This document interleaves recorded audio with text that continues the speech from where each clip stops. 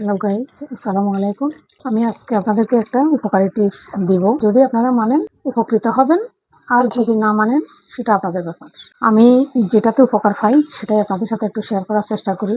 পেঁয়াজের দাম যখন বাড়ে তখন আমি পেঁয়াজটা 1-1.5 কেজি পরিমাণ আমি ব্লেন্ড করে রেখে দিই। ব্লেন্ড করে রাখার পরে হয় কি, আমার সব তরকারি আমার সবসময় মাছ গোছ খাওয়া হয়, কিন্তু তারপরেও আমার প্রায় 2 কেজিতে আমার মাস চলে যায়।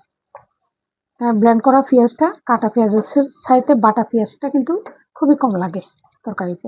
এই জিনিসটা যদি আপনাদের কারো যদি জানা না থাকে তাহলে অবশ্যই একটু ট্রাই করে দেখবেন, তাহলে হয়তো আপনারা বুঝতে পারবেন যে আদৌ ঠিক কিনা।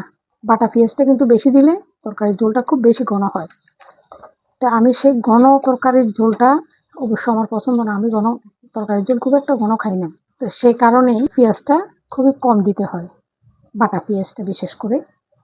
তো এই বাটা পেঁয়াজটা আমি যে পরিমাণে পেঁয়াজ খাই এই পরিমাণে আমার যখন ব্লেন্ড করে রাখি তখন কিন্তু আমার 2 কেজিতে মাস চলে যায়। যখন দাম বাড়বে তখন কিন্তু আমার আর খুব বেশি ধরতে পারে না, খুব বেশি চুতে পারে না। আমি দাম যখনই বেশি থাকে তখনই পেঁয়াজটা ব্লেন্ড করে ফেলি, ব্লেন্ড করে এভাবে খাই। আর যেটাতে কাটা লাগবে সেটাতে তো অবশ্যই কাটা ব্যবহার করতে হবে, কিন্তু রান্নায় আমি সবসময় বাটা পেঁয়াজ ব্যবহার করি। এই জিনিসটা আপনারা ট্রাই করে দেখবেন, তারপর জানাবেন আদৌ আমি সত্য বললাম কিনা। আমি যে টিপসটাই আপনাদেরকে দিব কিন্তু একদম রিয়েল, সেটাতে কোনো ভুল নেই।